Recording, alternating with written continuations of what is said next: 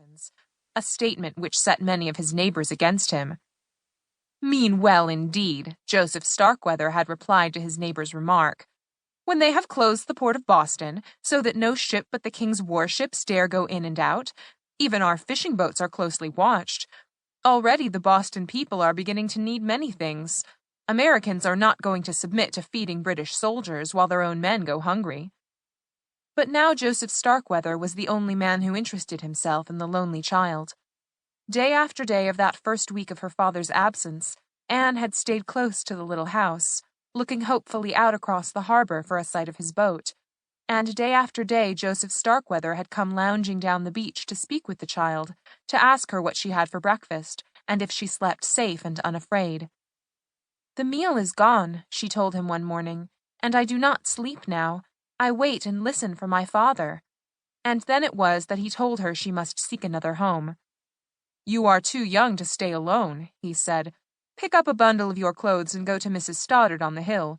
She hasn't a chick or child of her own. Like as not, you'll be a blessing to her." And Anne, used to obedience and sorrow, obeyed. There was nothing of much value in the small house, but on the day after Anne's entrance as a member of the Stoddard family, Captain Stoddard loaded the poor sticks of furniture on a handcart and pulled it through the sandy tracks to his cottage door. "It's the child of an English spy you're giving shelter to," he had said, when Martha Stoddard had told him that Anne was to live with them, "and she'll bring no luck to the house." But his wife had made no response. The dark-eyed, elfish-looking child had already found a place in the woman's heart. "I don't eat so very much," Anne announced, as Mrs. Stoddard gave her a bowl of corn mush and milk when she came downstairs.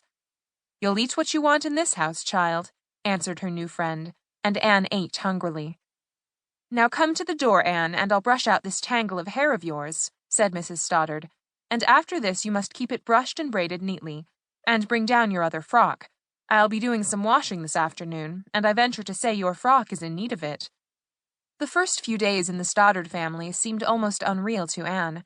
She no longer watched for her father's boat. She no longer wandered about the beach, playing in the sand and hunting for shells. Her dresses were not now the soiled and ragged covering which had served as frocks, but stout cotton gowns, made from a skirt of Mrs. Stoddard's, and covered with a serviceable apron. A sunbonnet of striped cotton covered the dark head, and Anne was as neat and well-dressed as the other children of the settlement. To be sure, her slender feet were bare and tanned, and hardened by exposure, but there was not a child in the neighborhood who wore shoes until the frost came, and Mrs. Stoddard was already making plans for Anne's winter footgear. "I'll trade off something for some moccasins for the child before fall," she had resolved. "Some of the Chatham Indians will get down this way when the beach plums begin to ripen, and will be glad of molasses, if I am lucky enough to have it." For those were the days when the little coast settlements had but few luxuries, and on Cape Cod the settlers were in fear of the British. Provincetown was especially exposed, and at that time there were but 30 houses, and the people had no established communication with the outside world. The sea was their thoroughfare, as a journey over the sandy country from Provincetown to Boston was almost impossible. News was a long time in reaching the little settlement of fishermen. But they knew that King George III had resolved to punish Boston for destroying his cargoes of tea, and had made Salem the seat of government in the place of Boston. Warships from England hovered about the coast, and the children of Provincetown were quick to recognize these unwelcome craft. "Mistress Stoddard," said Anne one morning, when she had returned from driving the cow to the enclosed pasturage at some little distance from the house, "Jimmy Starkweather says there is a big ship off Race Point, and that it is coming into harbor here. He says 'tis a British ship, and that like as not the men will land and burn down the houses and kill all the cows." Anne looked at Mrs. Stoddard questioningly. "Nonsense," responded the good woman. "Jimmy was but trying to make you afraid. 'Twas he sent thee running home last week in fear of a wolf that he told you was prowling about." "But there is a ship, Mistress Stoddard.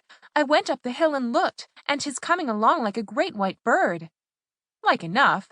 The big ships go up toward Boston and Salem on every fair day. You know that well, child." "This seems a different kind," persisted Anne, and at last Mrs. Stoddard's curiosity was aroused, and with Anne close beside her, she walked briskly up to the hill and looked anxiously across the blue waters. "'Tis much nearer now," said Anne.